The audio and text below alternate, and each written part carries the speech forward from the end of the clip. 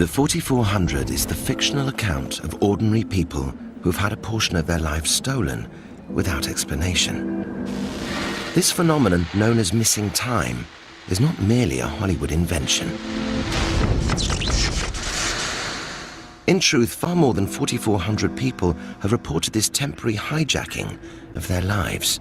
It takes place through Western Europe, through Latin America, through Asia, through Africa. There is no place that we have looked at yet that does not have abduction reports.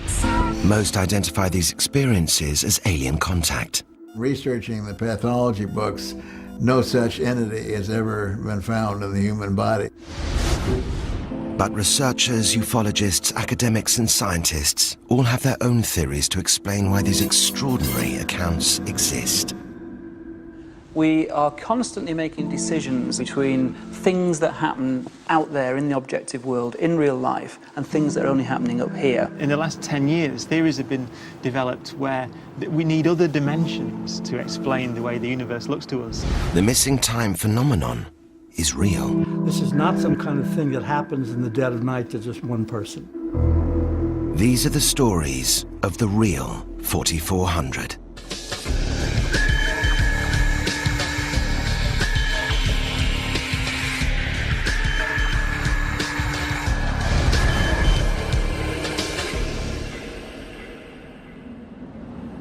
Of all the reported abduction accounts, there is one case that has created more hype, speculation and controversy than any other.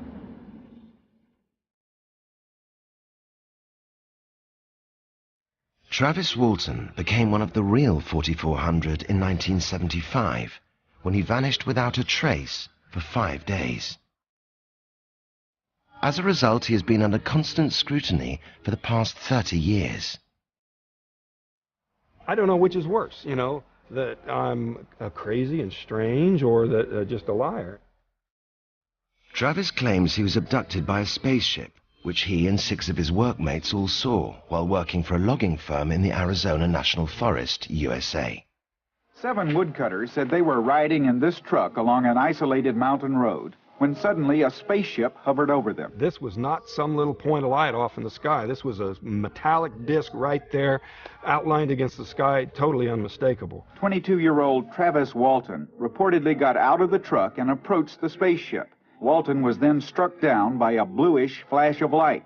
I just felt this shock go through my body. It was just kind of like an electrical shock, but I blacked out just instantly. Frightened, his companions drove away. When they returned a short time later, Walton was gone. Travis's initial disappearance sparked a murder investigation, but the men's UFO stories combined with Travis's eventual return created an even bigger story that the media lapped up. Did they communicate to you, or did you try to communicate with them? Well, I tried to communicate it with them, but there was no answer. They never talked to me or anything. The media circus was just incredible in town, just like things you see in the movies or something, you know. Just doesn't sound like a true tale to me. I do think he had an experience of some kind.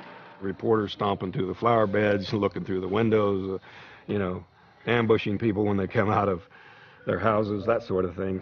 I've always thought there could be UFOs, but that story's kind of far-fetched. Seeing's believing, and I haven't seen it. You've seen them? Yeah. Around here? We've seen from 3 to 7 in the sky at night. They accused me of ducking the media. And then when I finally gave interviews, I'm accused of being a publicity seeker. So I couldn't win, you know.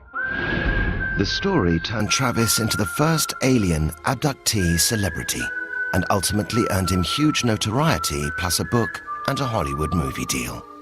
A lot of people think the motivation is attention-seeking or financial, but I'd have to say overall, movie and book included, the net effect has been negative in a financial sense and certainly in a quality of life sense.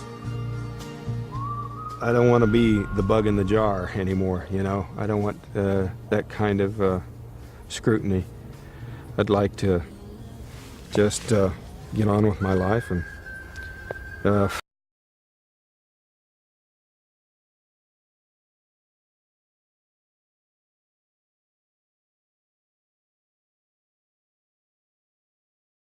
if something like that was to happen again, I wouldn't say anything to anybody. Travis's experience is a clear example of the stigma attached to this subject. While the media enjoy ridiculing these accounts, a growing number of academics and scientists believe these reports require serious investigation.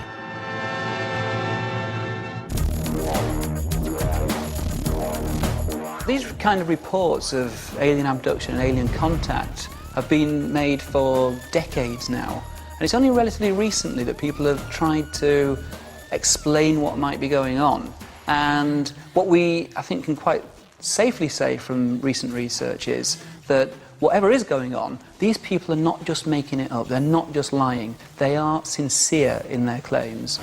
Chris French is Europe's leading psychologist studying the alien abduction phenomenon and has just published a paper exploring the contact experience. Now, either people really are being abducted by aliens, or alternatively, it's a very, very interesting psychological phenomenon, and we can learn a lot about human psychology by taking it seriously and studying it. The first reported abduction case occurred in 1961 in the White Mountains, USA, and was followed by countless claims across the states. And just as we started down the woods, well, it went up through the trees.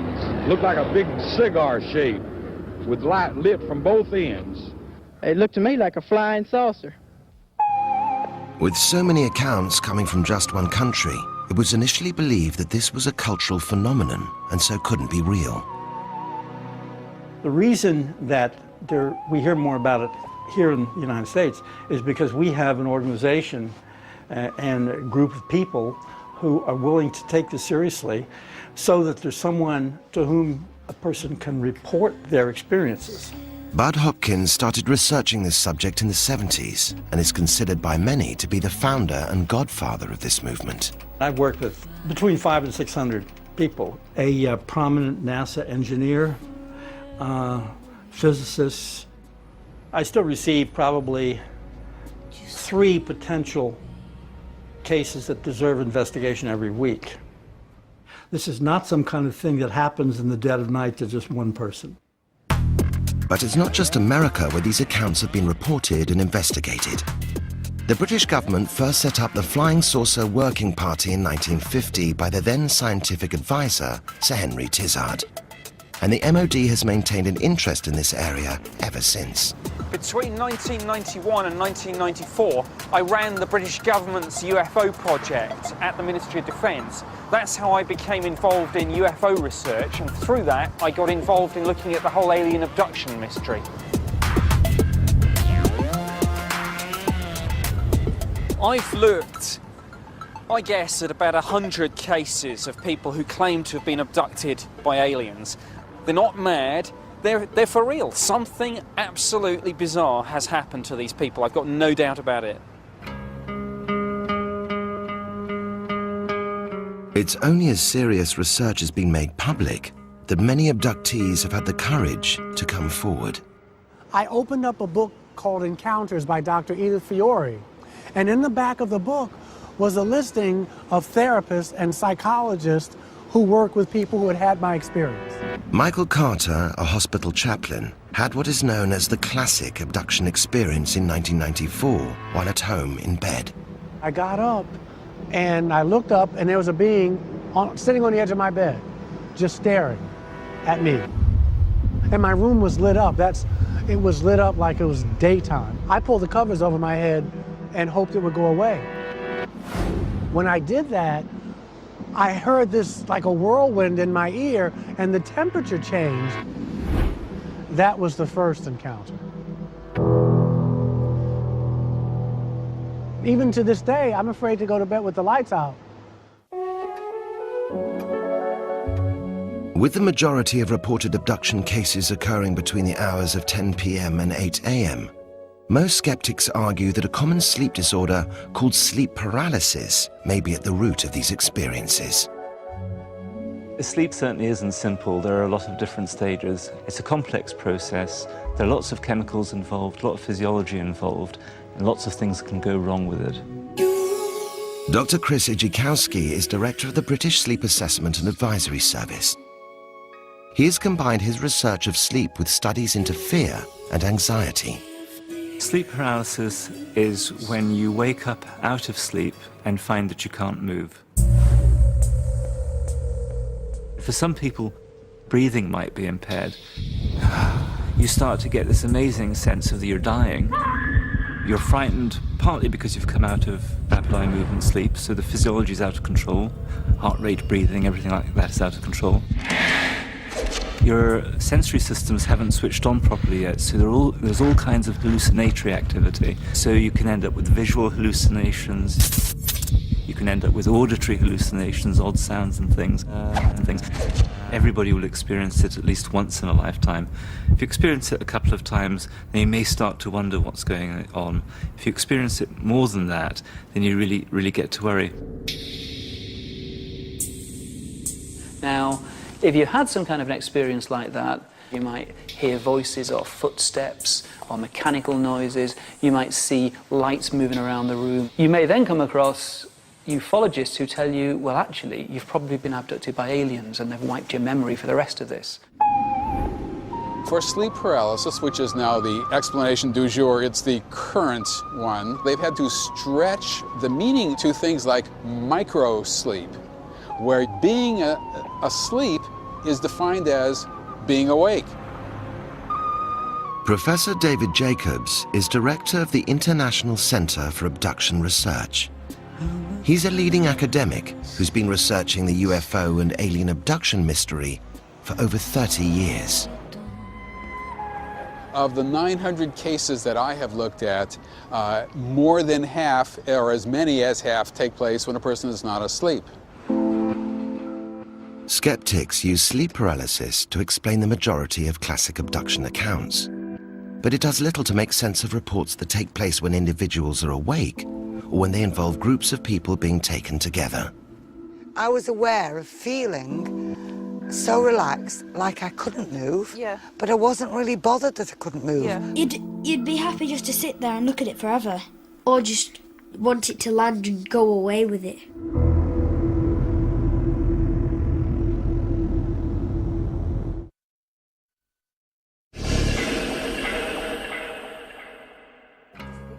Rachel Devereaux is a 35-year-old shop manager from Lancaster, England, who had her first missing time experience only 3 months ago. What makes her account exceptional is that it was shared by her mother Anne and her 2 sons Alexandra and Benjamin.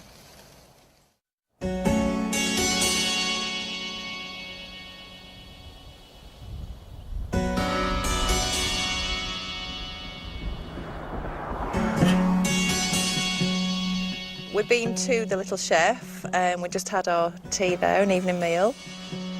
We left there about 5:30. I remember looking at the clock, so I was thinking it was about 20 past 5:30 because I thought I've got my ironing to do, I need to get home. Benjamin was in the furthest corner of the car and my nana was in just behind me. The boys were chatting and we remember commenting on the chimneys. The silhouette of the chimneys really stood out against the sky. You know, when I think about it, that's the last thing I can remember.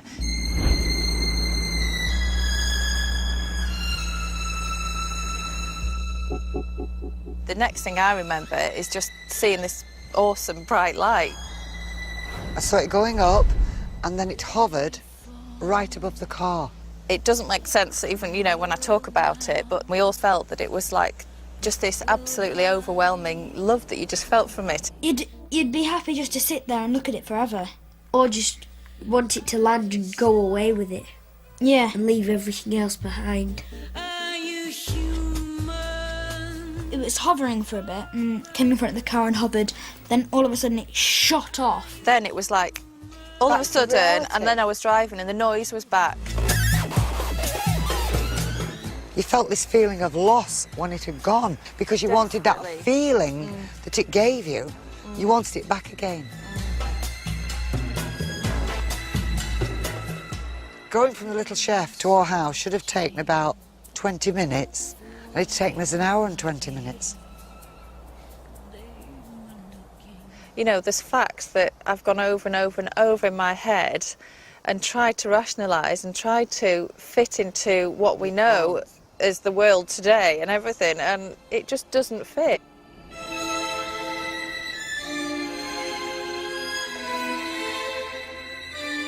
While each abduction account has its own peculiarities, psychologists believe the way in which we process memories could play an important role in understanding these incredible reports.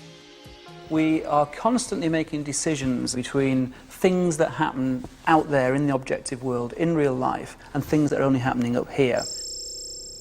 A lot of what we take to be genuine memories, often the whole thing is completely fabricated and false, but it feels just the same as a real memory. An everyday example would be, did you lock the back door, or did you just think about locking the back door?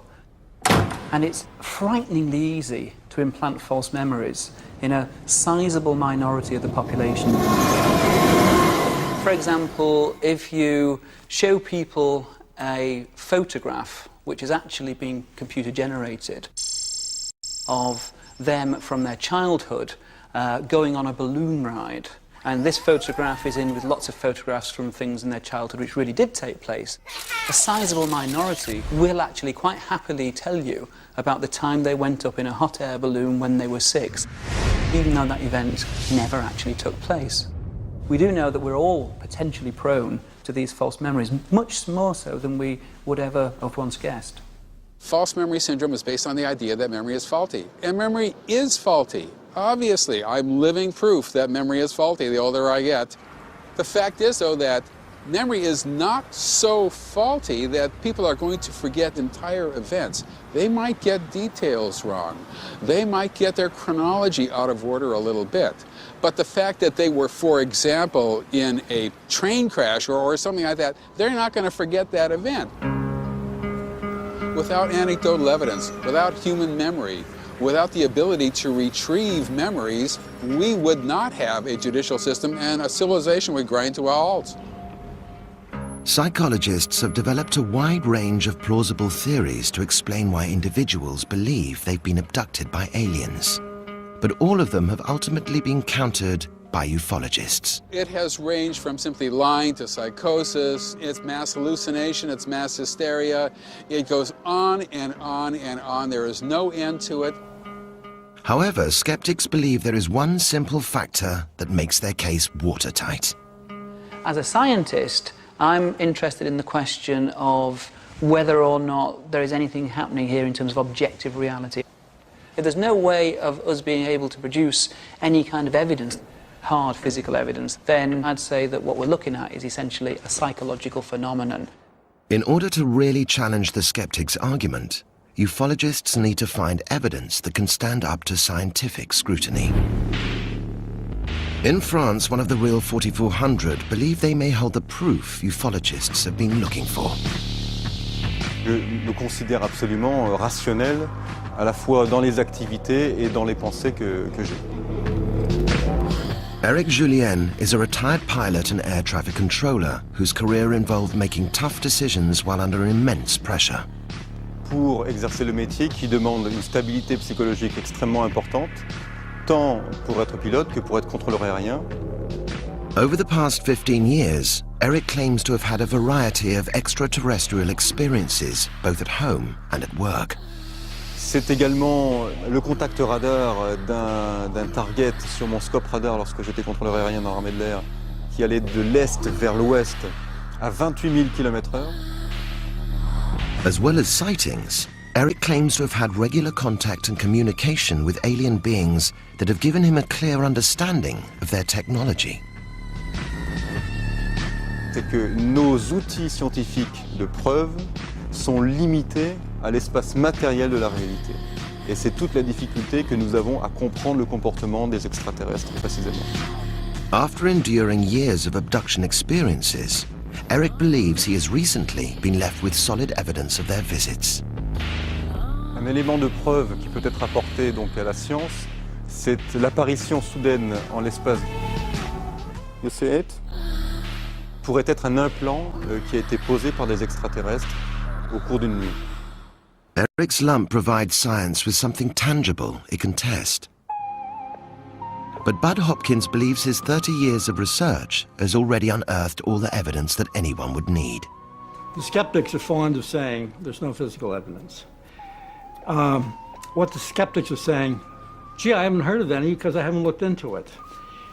Okay, these are some of the photographs of scoop marks that turn up again and again. I may have seen 100 of these. Why don't the critics recognize it? It's because they don't even know anything about it.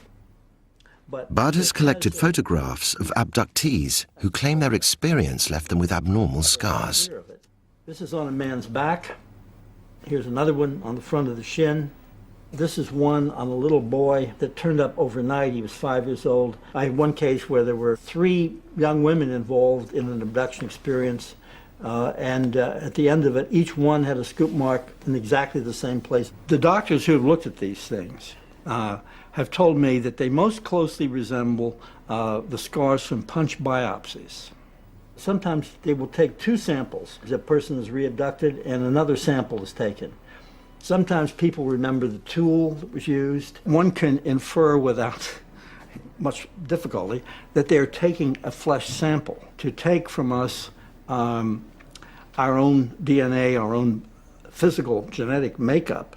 Again, these are marks which turn up again and again, but we have no explanation of exactly why they are taking this flesh, except obviously they're getting some kind of sample.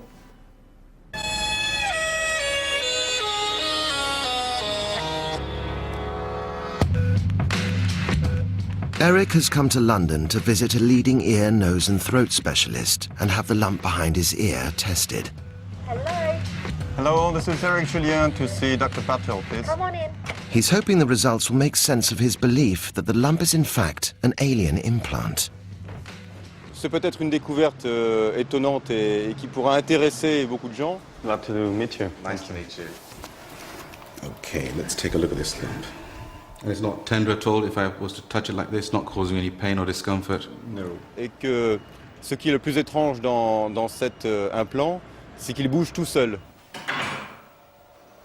Il a bougé de 12 mm en 6 mois. Just turn your head slightly away from me. Et je ne connais pas de corps organique dans le corps humain qui puisse faire ce type d'exploit. This could be eased to diagnose further by doing a couple of tests.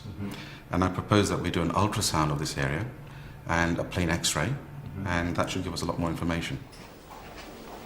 One of the reasons why Eric believes his lump is an implant is due to the nature of his experiences that took place in the summer of 2003. Hello, Mr. Julien. Alice McLean, I'm the radiologist. Parmi les expériences que j'ai connues, il y avait des expériences médicales. You've got a lump or a problem behind your ear, I understand. Yes, okay. that's here. J'étais donc souvent allongé sur une espèce de lit dans une salle qui ressemblait à celle d'un dentiste et j'ai plusieurs fois connu des expériences de sondes au-dessus du crâne et dessus sur le front. All right, that's probably all we need. Once the ultrasound and X-ray results are processed and evaluated, Eric Julien, post-auricular ultrasound. the consultant will be able to provide Eric with a clear diagnosis of his lump.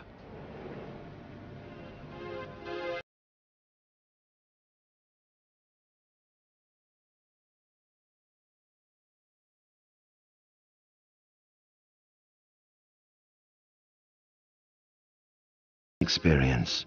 Rachel, Anne and the boys were left confused by what it was they experienced. The next day we talked about it again and you just wanted to know who else had seen it, but you just didn't know how to find that out. And you know, we talked about a number of things and Mum came up with the idea of phoning the radio station, the local radio station. A family from North Lancashire have been describing how they saw a mysterious light in the sky last night. Rachel Devereux was driving on the moors between Ingleton and Bentham with her 2 children and her mother, Anne. They all saw a bright light move at great speed and change directions. Anne says she's never seen anything like it before. This was like a really, really bright, pure white light in a perfect ball shape. No trails, nothing.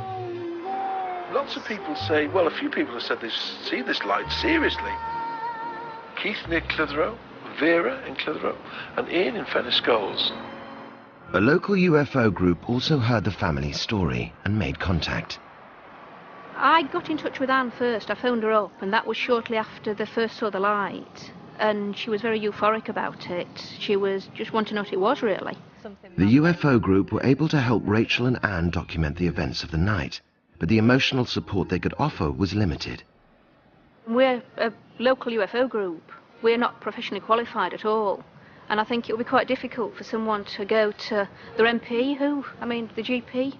There isn't anyone who can deal with people who've got a strange experience like this.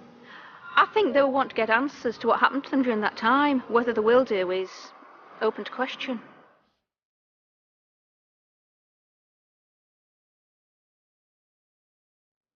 You've got all these different factors in your life that are just a complete mystery.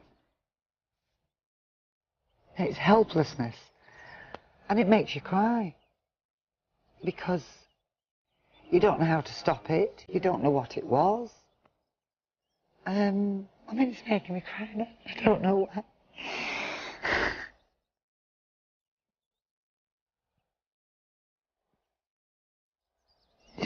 I don't know why I'm crying. If you start to think about it like we are now, it becomes overwhelming, and you can't cope with it.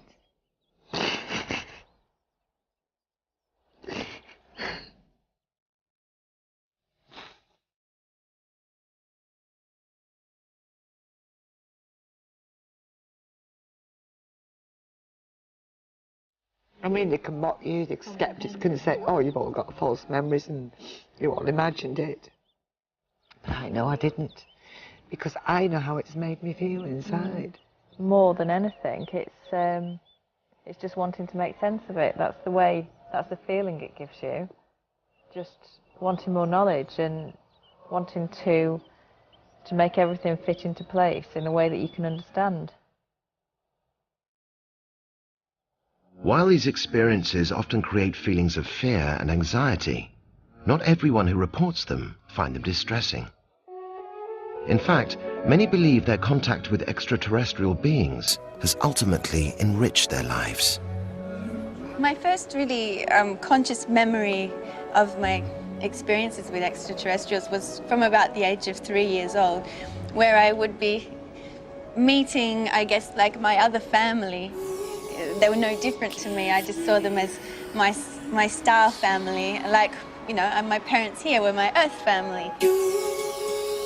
Tracy Taylor grew up in Perth, Western Australia, and claims to have had regular experiences that involved tests on her body and information put into her mind. I think I learned pretty quick not to talk about it. I think I just focused it into my schoolwork and used the knowledge and the understandings that I had to do well at school. Tracy's experiences intensified through her teens until she got to the point where she felt she needed to take control of what was going on. I had to question my own sanity, basically. So I went along to visit psychiatrists, psychologists, asked for my brain to be scanned. I'm ready to think, they're going to take me off to the hospital in a minute. The brain scans showed up to be normal, all the psychological tests showed up to be fine. One of them walked up to me and said, is there anything really negative about this? And I said, well, not really, but it's hard to integrate into my life. And he said, well, good luck with it. And I was just, what? Okay, this is confirmation for me, all right. And that was the end of it. I just walked out of there and thought, okay, I'll get on with it. I'll accept it. Tracy now integrates her experiences into the rest of her life and focuses on the positive aspects they've brought her. Also just prints. Fantastic. There's a lot of symbolism here. She believes her contact with extraterrestrials has given her a unique artistic ability that she now wants to develop into a career. The first time I ever did one of these drawings, I just had the urge to get my paper and my pen. Something just sort of came over me and my hand started to move. Do you actually see anything, or is it just from within you? Like a downloading of information, I suppose, in a symbolic form. It just sort of seems to feel like it comes through me, it's not from me. Much more like a sort of radio wave. Yeah, so it's Tracy was interested in art before these illustrations came through, but claims that her style of drawing changed radically overnight. I mean, this I recognise very much a sort of Aztec type of symbol. over a period of time, I spoke to people who study ancient cultures, and these people were able to pinpoint things in the pictures, saying this is something that you could find in a temple in Peru, and this is something you'd find in a temple in Luxor in Egypt.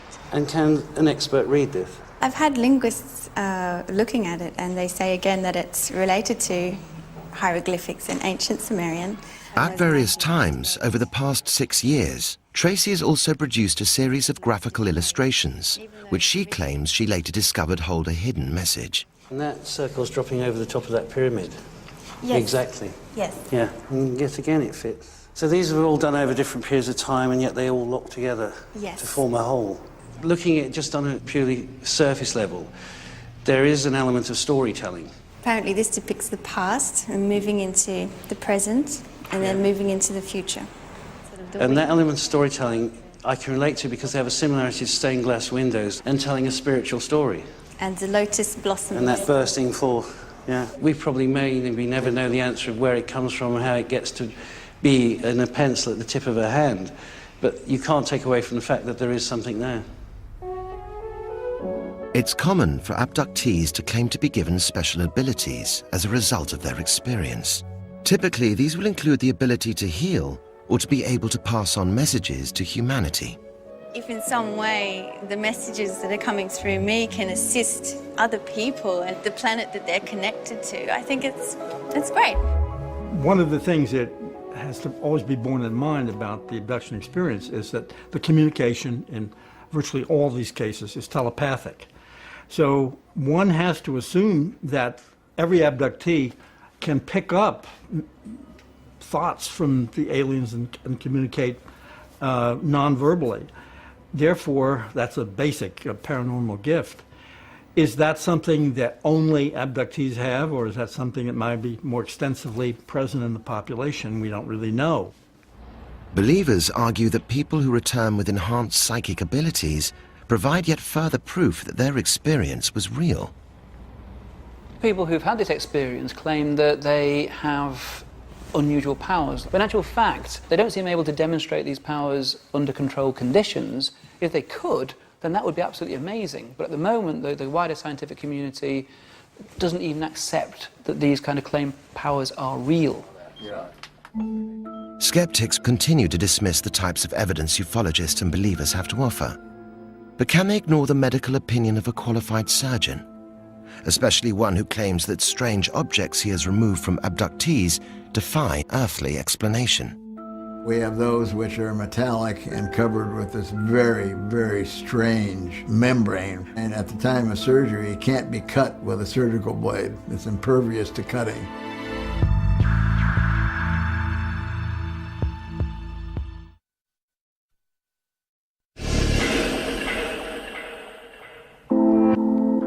Rachel Devereaux had her first missing time experience just 3 months ago while driving home. Having looked into the phenomenon, she has decided to take a bold but common step for people who have had this type of encounter. Hi. Hi. She's going to have hypnotic regression. I'm feeling quite nervous about it, about the regression, but also quite excited. Right, so you might not have done this before, but I've done it a few thousand times. Rachel's hoping that under hypnosis she can be taken back to when she had her experience and retrieve memories that are not consciously accessible. I want it to be an honest account, you know, if I do remember. How do you feel? Happy. Yeah. You so feel that, it's okay. It's okay to feel. Stay with it. It's no walls, it's just black everywhere. It's like standing in the middle of space. There's big bright light here, right in front of me. That's high, and that's watching what the little ones are doing, the smaller ones going round and looking at us and talking to each other. Do you think the boys are funny? They think they're funny. I can hear laughing now, the children laughing, they're really giggling.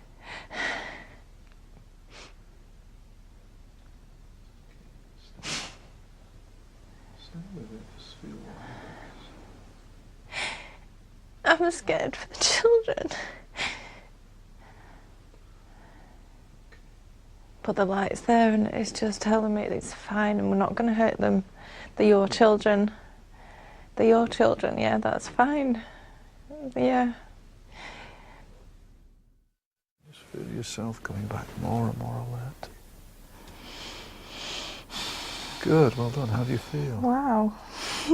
I can't believe how real that felt. From my perspective, having completed thousands of regressions over the years, she didn't fabricate that. She didn't pretend to cry. Speechless. I'm just kind of speechless. Do I believe everything that happened? I'm sort of 90% there, yeah, that it was real. Testimonies obtained from abductees under hypnosis often provide compelling, detailed accounts of what happened during their missing time episode. They have given ufologists a mountain of anecdotal evidence to support their claims. But skeptics find these reports unreliable. The alien abduction phenomenon, I think, is somewhat complicated by the whole debate about hypnosis. Let's be honest, scientists don't even agree on what hypnosis is. People typically think that hypnotic regression is this kind of magic key for unlocking repressed or hidden memories. In actual fact, it's a great way of producing false memories. It's based on expectations, it's based on imagination, it's all woven together, and then they believe in this narrative. In the hands of the wrong people, it can be disastrous, in the hands of the right people, people who know what they're doing, who have adequate controls in place for false memories and things like that, hypnosis is an excellent tool for getting at the truth. With such a major source of research ignored by skeptics, the need for unequivocal physical evidence is all the more important. In America, a surgeon has come forward with claims which may provide ufologists with the break they've been hoping for. I started this as the ultimate skeptic. I was then embroiled in the phenomena and shown things that could not be satisfactorily explained by our own science. Dr. Lear has been a practicing foot surgeon for the past 35 years. But in 1994, he began removing foreign bodies from patients who claimed they were alien implants. I'm going to numb you up right now. Is that all right? Okay, that's fine. So we're going to numb the area up real good. A lot of these people have things in their bodies which they've stepped on or they're exposed in a machine shop to a piece of metal. We'll make a small incision right here, not a big one.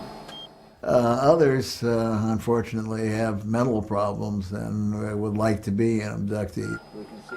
Since he started in this area 8 years ago, Dr. Lear has conducted 11 operations and claims to have removed an assortment of mysterious objects. Looks like it to me.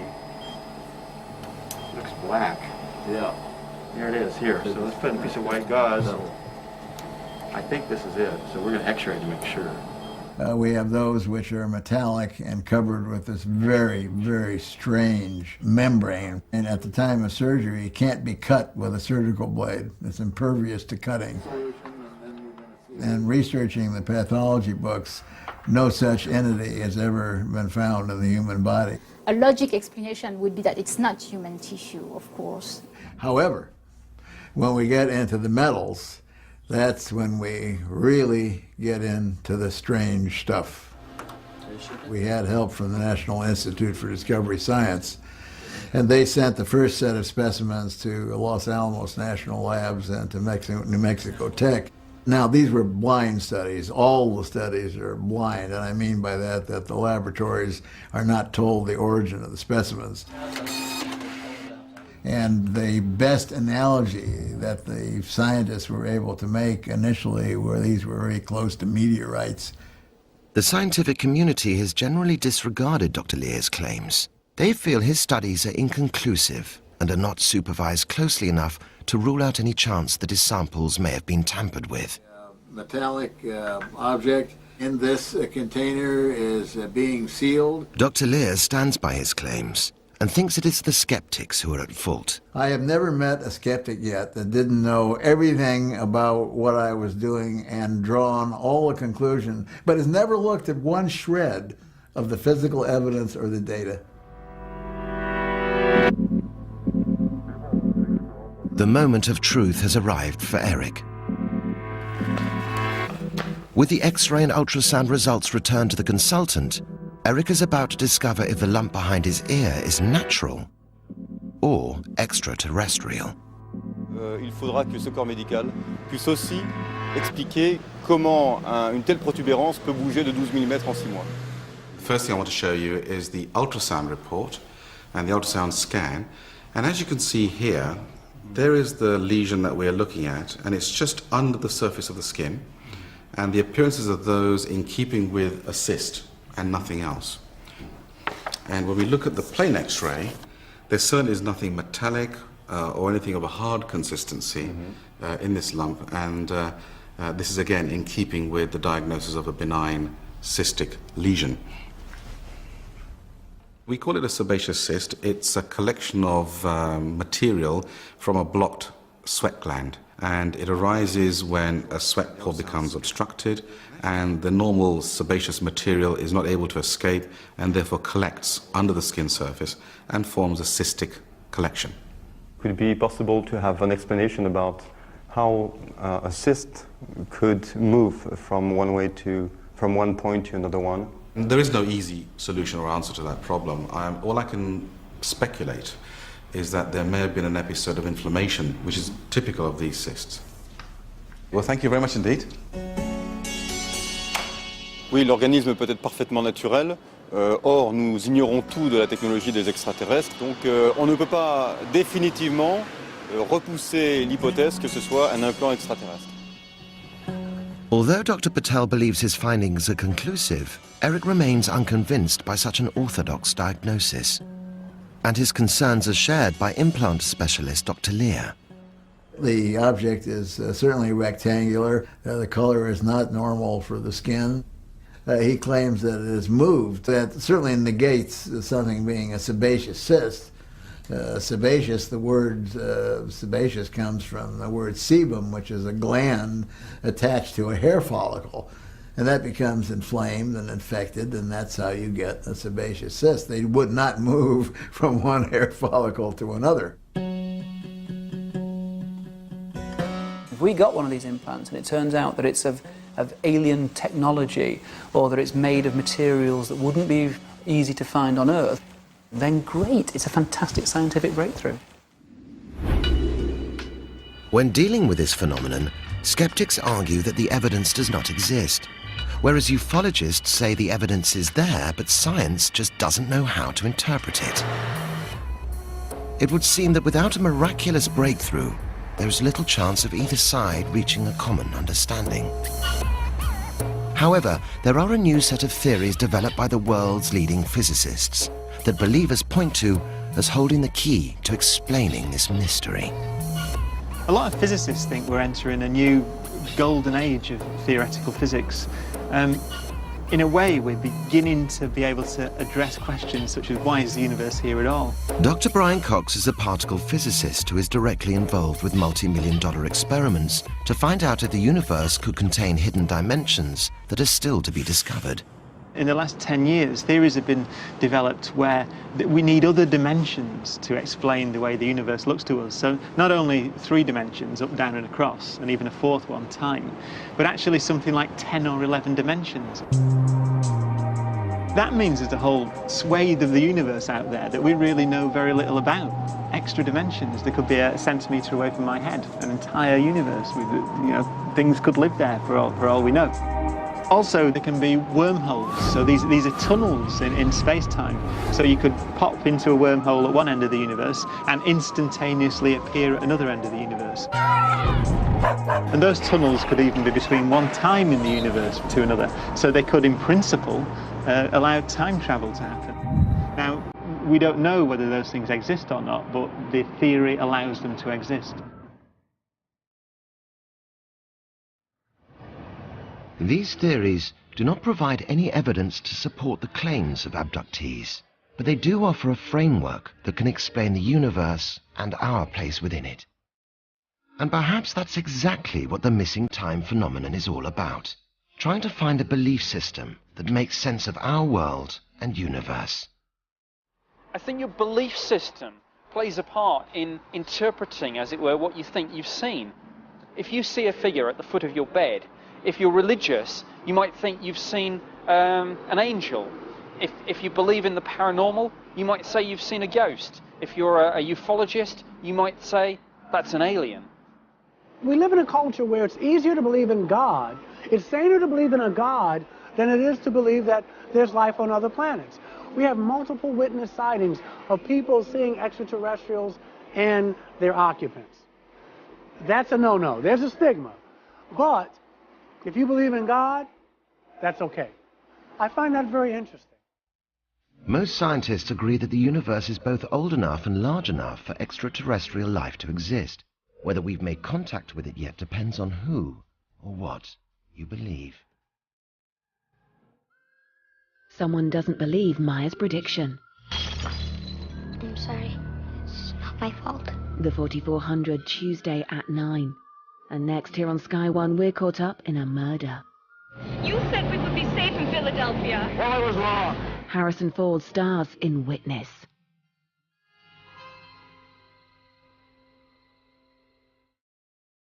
Phyllis Budinger.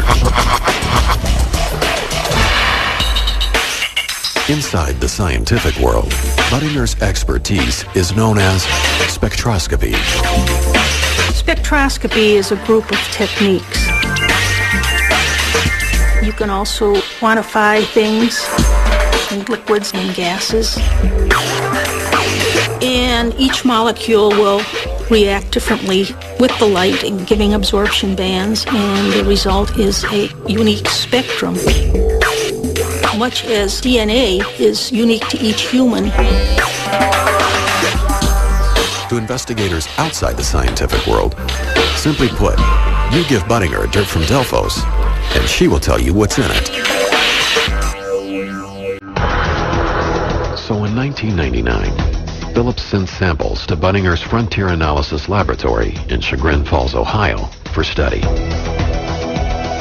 I really didn't know what to expect. I knew there was some organic substance there. I didn't know what I was going to find. I'll never forget when I first got them. I put some in a test tube.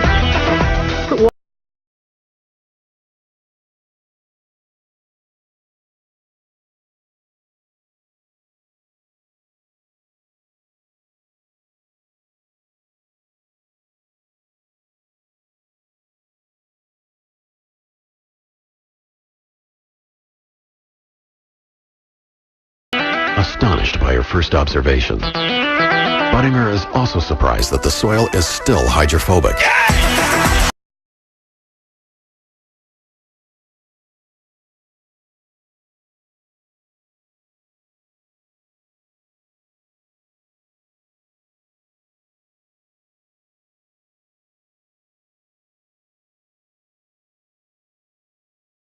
To show you that the Delphos ring soil is still hydrophobic after all these years.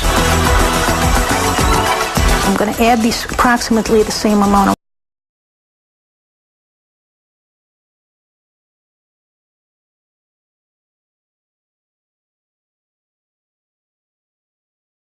water extract on the top is a much darker color than that of the control sample. So clearly something has been extracted.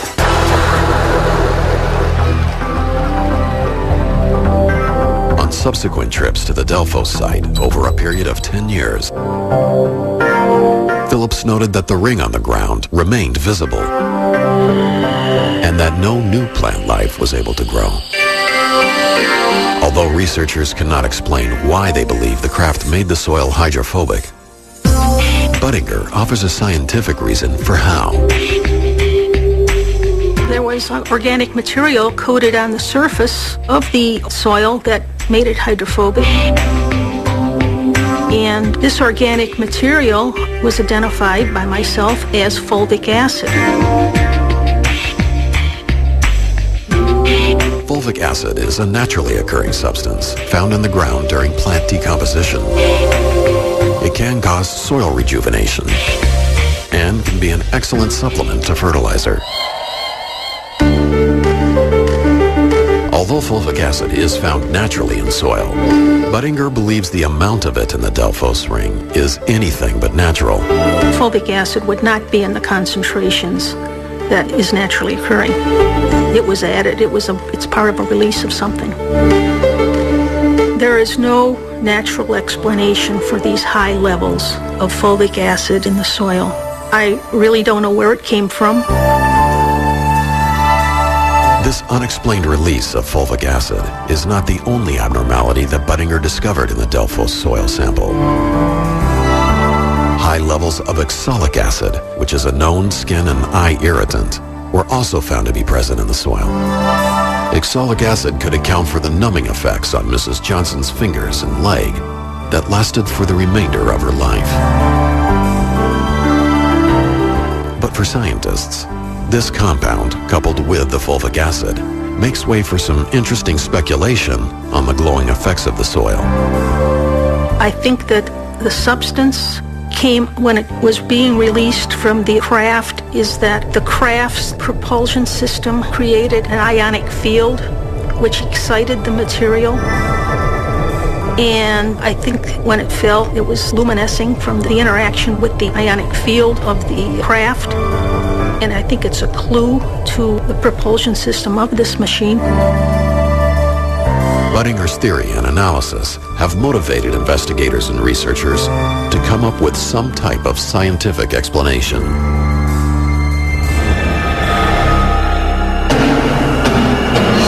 Three years after the Delphos incident, another trace evidence case causes widespread panic in Missouri. All the people are screaming, and it's hovering there 10 feet above the ground.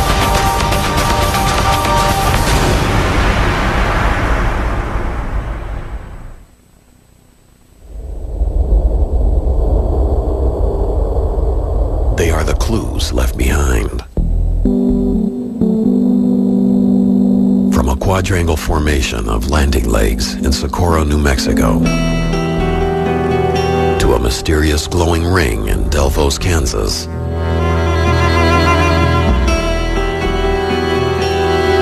since 1964, there have been thousands of cases of UFO trace evidence. To field investigator Ted Phillips, these common trace characteristics he has discovered support the reality of UFOs. And in the hundreds of cases I've personally investigated, my conclusion is that we're dealing with a device, a machine of mass,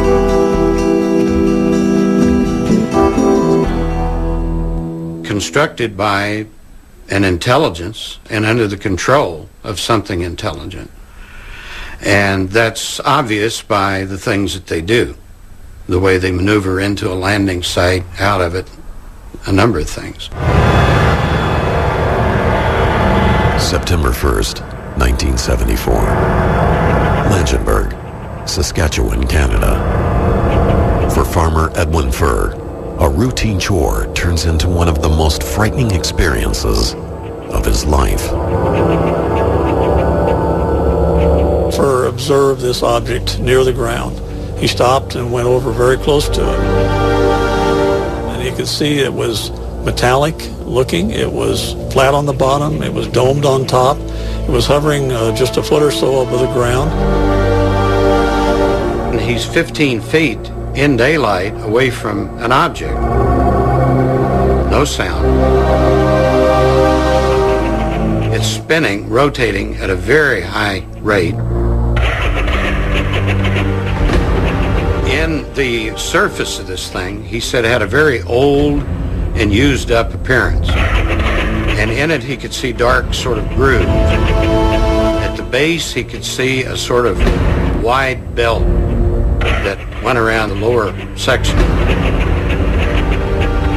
Shocked at what he encounters, Furr slowly retreats back to his tractor, hoping to escape from the object. As he climbs back on, his shock turns to terror when he realizes there is more than just one UFO. And he could see there were 4 more. And they were sort of equidistant from each other in a semicircle around the high grass. All same type of objects, same configuration, same color, all rotating. The ground or the crop underneath the object was spun in a spiral. And the plants were rotated and knocked down underneath each one of these. After hovering in the field for a few minutes, the objects begin their ascent. The objects ascended silently, vertically, in a step formation. Object 1, 2, 3, 4, 5. And as they ascended vertically, silently, he could see beneath each object 2 vent-like extensions, out of which there came a 6-foot-long plume of gray material.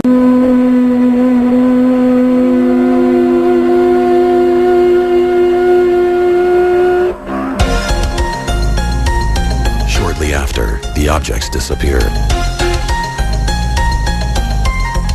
After Fur's encounter, Constable Ronald Morier of the Royal Canadian Mounted Police receives word of the event and visits the Fur property. The physical trace evidence that he discovers puzzles the investigators. Here were 5 rings, all swirled, compressed in the same direction, all counterclockwise. And the central area in each of the rings was unaffected. The grass was standing up normally. And their sizes ranged from 8 foot in diameter to 11 feet in diameter. And Morier's conclusion, after a full and extensive investigation, impressed me considerably. He said, this really happened, and whatever made these rings came out of the air and left the same way. And that pretty well says it. More than 3 decades have passed since the event, and multiple field investigations have not produced a single logical explanation. Throughout the 1970s alone, Phillips catalogs more than 400 events similar to the Langenberg case.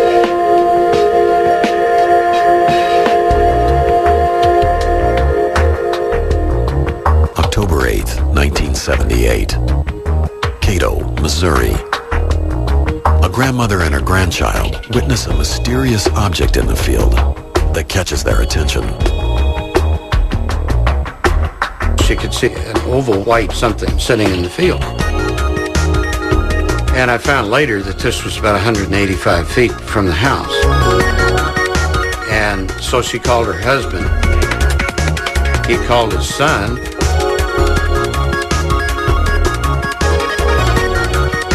And it wasn't doing anything. It was just sitting there. The neat part is they came up with the explanation that it must be a piece of metal that blew in there in a storm. So they didn't say it's a UFO out there. They said, you know, if something's in our field and it shouldn't be there, we got to get it out. When the father starts his tractor to move the object, something strange occurs. The object leaps about 10 feet straight up into the air. Reaction. Control. And this thing is only like 4 feet in diameter. And all the people are screaming. And it's hovering there 10 feet above the ground. The object then begins an ascent away from the property. Not fast, just kind of cruising. No sound at any time, and the object is rotating. No wings, no engine, no visible means of support. It continues its climb. It makes a definite right turn, which I find later is across the wind. flies to the right slightly for a few feet, makes a very strong left turn across the wind, another right turn, and continues to climb. As the object increases elevation, the witnesses report that it merges with a second, much larger cylindrical-shaped UFO in the sky. And the cylinder flies away at a pretty good rate of speed. And so the farmer and his son walked to the spot where the object had been, and they arrived there to find a 4-foot area of dehydrated plants. And the whole site already is turned a very dead, wilted brown. The physical characteristics left behind by the UFO in Cato makes it a classic trace case. This photograph, taken only a few minutes after the event, proves to Phillips that something unexplained took place on the farm in Cato, and he wants to find out what it was. The site basically is oval. The grass immediately surrounding it is lush green, perfectly healthy. Not another spot in the entire field that looks like this area. And at the outside edge of the site, near these two little impacted craters, bull nettle plants, which are large-leafed, very tough plants. The leaves were not burned, but they were drawn up tightly as though some kind of heat generated and they closed up.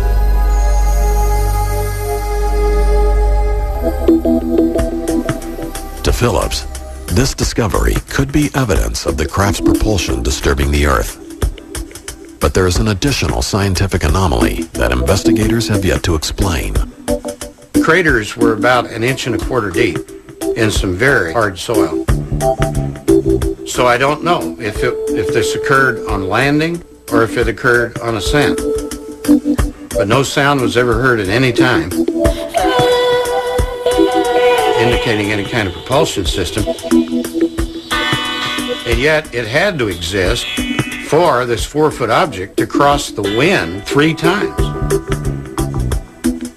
In the course of Phillips's investigations, trace cases like the Cato event consist mostly of physical effects left behind on the ground.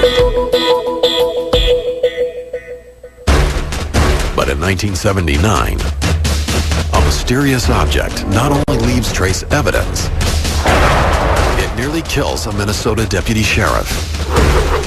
I believe that something extraterrestrial really did happen here. Nobody's ever been able to prove that it was something different.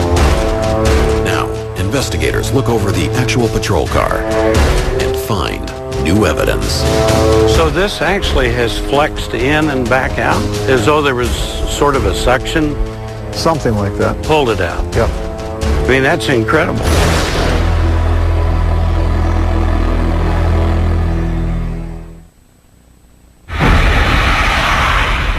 August 27th, 1979, Warren, Minnesota. It was a routine patrol for Deputy Val Johnson. But at 2:19 a.m., his life would suddenly change. He sees a light off in the distance on an adjacent road, blacktop highway, 2-laner, and figures that it may be a small aircraft with a landing light coming in to make an emergency landing. So he turns down that road to see if he can render assistance. Almost instantaneously, that light went right from like 1.5 miles away to right in his face. And he ended up crashing the car. After the crash, police dispatch receives a call for help. 407, what's the problem? I don't know. Something just hit my car. I don't know how to explain it. Strange. One of the law enforcement officers who saw the damage firsthand was Marshall County Sheriff Herb Morstead. Sheriff Morstead, a deputy at the time, vividly recalls the night of the encounter with the actual car from the event. And Val Johnson was still in the car. He was dazed. and seemed kind of confused, didn't know for sure what had happened to him. And there was considerable damage to the car that was documented at that time. He was driving a Ford LTD, and you don't damage an LTD with some little trivial thing. There was quite an impact. The physical damage to the car baffles the investigators on the scene. If you look down, first damage was done to the headlight of the car. It's busted. It's in the original condition it was from that night. The interesting thing is you can see by looking at the headlight, there's no deer hair or debris or anything in there that would explain how the damage was done. And then as you move up on the car onto the hood, there's a round dent in the hood. And further up on the windshield is busted and cracked quite severely. Again, there's no evidence of any rocks or debris or anything that would have broke this windshield. And further on in the car, up on the roof, there's one of the lenses from the warning lights is busted. And behind that are the two antennas that were damaged. The interesting part on these antennas was right where the antenna bends, there were bugs attached to that antenna, which would indicate that nobody could have physically or used a tool to bend that antenna because they would have had to disturb those bugs. The effects of Deputy Johnson's alleged UFO encounter go beyond the damage to his police cruiser. Later on, the investigation continued. Val Johnson was found to have had what they call welder's burn to his eyes, supposedly from the light that he had encountered. One of the other things that was curious is the watch on his wrist and the car clock both stopped for 14 minutes. That's kind of an interesting piece of evidence. For what most people don't know, though, a lot of cops will synchronize their watches with dispatch, the car clock, and then their private timepiece, so that all three were operating at the same time, so that in the course of your night you made notations in reference to a case that it would be as accurate as possible. I wish I knew what happened during the 14 minutes that these two timepieces were affected. But there is, again, a lot of room for speculation, scientific speculation, of what happens when a person's involved in something like this. Deputy Johnson's squad car has been put on display at the Marshall County Historical Society Museum. Phillips has traveled more than 1,000 miles exclusively for this History Channel program in order to see the damage firsthand.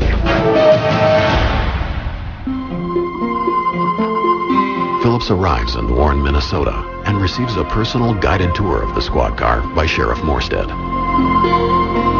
I've looked at photos of this so many times, it's like I've actually seen it. And that's incredible. Phillips is then startled by a new piece of evidence given by the sheriff. The windshield has probably got the most damage.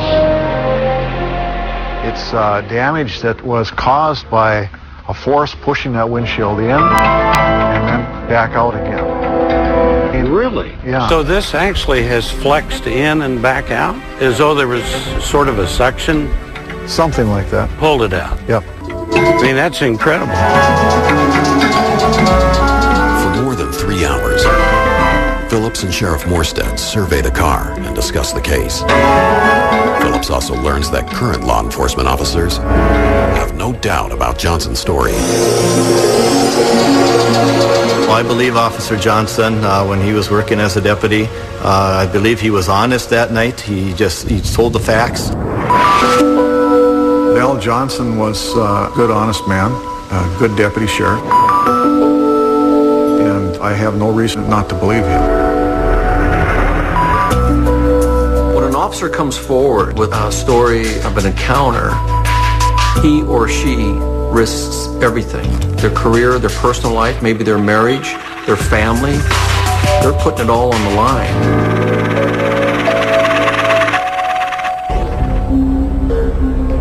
Phillips has now reopened his investigation into the Minnesota encounter in hopes of finding out what really happened in the early morning hours of August 27th, 1979. Many researchers believe that this trace case, along with thousands of others, will eventually lead us to the truth about UFOs. I think landing trace cases, physical trace cases, are a very important aspect of the whole picture, especially when people say there is no evidence. Well, fingerprint is evidence, isn't it? So often you hear people say, well, I don't believe in UFOs, or I'll believe it when I see it. Well, the significance of that is they could just look at a trace evidence case and they can say they've seen it. It gives us evidence that, along with the witnesses' observation, that there is something out there. I think what we're finding at the landing site certainly confirms the reality of what are called UFOs. And it confirms them because it is proof positive that something very unusual took place, and what remains there is inexplicable. And it's probably the biggest story of mankind if we come out and show people the evidence.